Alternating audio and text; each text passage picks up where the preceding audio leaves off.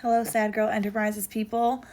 I am going to be doing a little series for my paid subscribers where I show you pictures from Portugal and talk about what's going on.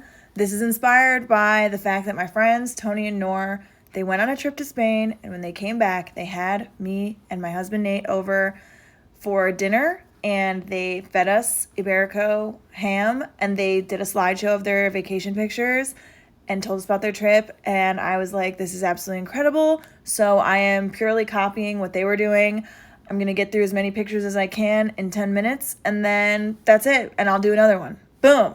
Okay, here's picture number 1. So this picture is at the Praça do Comércio, or its original name, the Terreiro do Paço, which is the main square in Lisbon. So you can see behind me there's a statue of King Joseph I of Portugal, who was the person who originally inspired me to want to do any kind of project about the Lisbon earthquake. So the guy on top of the horse that I am trying to point at this picture is the king who was king during the 1755 Lisbon earthquake, and him and his family were actually in the hills of Belém, which is a little outside of outside of Lisbon proper, like the main center. And he was so afraid of the earthquake and so frightened by what he saw that he never lived in a stone building again for the rest of his life. And his basically his Secretary of State, the Marquis de Pombal, oversaw the rebuilding of Lisbon. And they built this statue that's behind me on King Joseph's, I want to say, 61st birthday.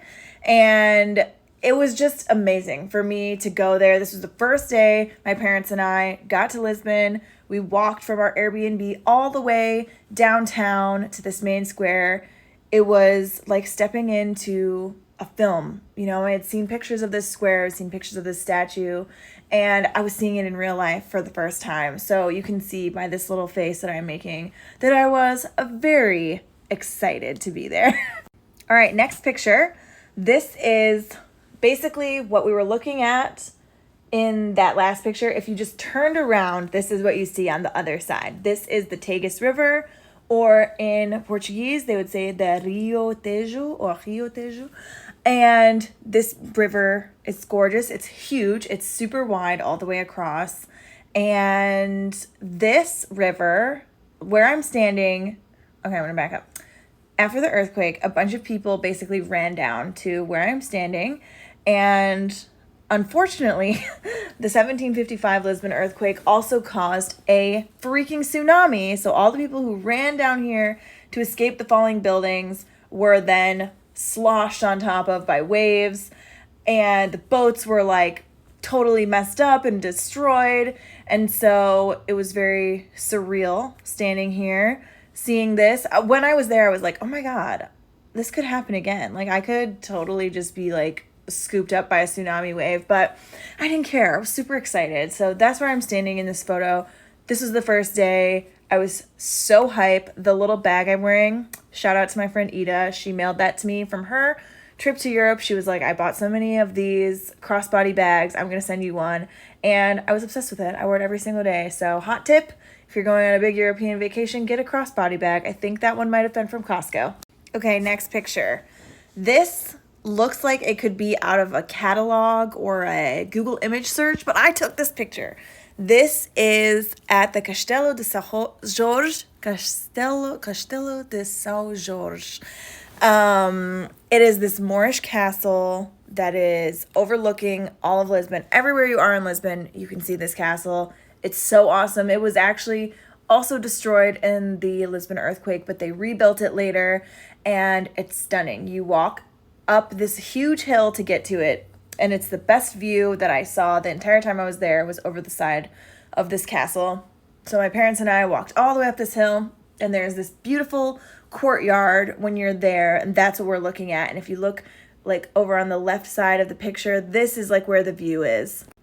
Here I am on the edge of the Castelo. You can see the beautiful view of Lisbon behind me. You can see the Tejo behind me and all of the town. And it was recommended in the Rick Steves Guide to Portugal book that my in-laws bought for me that when you first arrive in Lisbon, you should go here and do a big view of the city so that you can kind of get your groundings and kind of see how the city's laid out.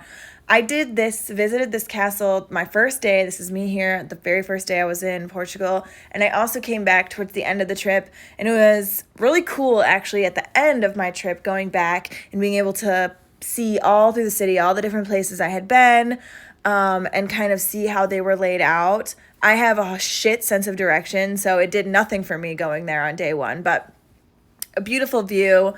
And just an amazing, amazing first place to go to really take in Lisbon. This next picture I absolutely love. This is my mom on the bottom left in the blue sweater pointing. And she's pointing up at a little peacock you can see on the roof of this building. And I love this picture because something they don't tell you about visiting Lisbon is that there are freaking peacocks everywhere. There are birds everywhere at certain museums and monuments, and at the Castelo de São Jorge, they're everywhere. And it's amazing to see. I mean, I had never seen a peacock outside of a zoo before. And they're like in all the trees, they're on the ceilings, they're walking around. When I looked up and saw all the peacocks in the tree, I literally started crying. It was stunning. So, love this picture. My mom's pointing out a peacock that's up on the roof. This picture is also from the first day that we were there in Lisbon. So normally Portugal is a place that people will visit in the summertime because there's like gorgeous beaches and it's beautiful weather. But I was there over the holidays, which I actually thought was really amazing. And I would recommend going that time of year because flights are cheaper, things are less crowded, and Portugal is super festive during the holidays. So Lisbon was all decked out with different lights and Christmas setups. And the first day we were there, they were lighting this big Christmas tree in the main downtown square that I showed you, the Praça do Comércio. And there was so many people out. It was like everyone in the entire city had come to see the tree get lit up. So you can see in this picture how many people are there. And on the very edges, you can see these little red buildings with lights on them. Those are little holiday market booths that were selling food and beverages. And you can see how crowded it is by the fact that you can barely see those booths. This is just another fun example of some of the things they have Boas Festas, which means happy holidays, lit up. There was like all these really cute lights everywhere you go.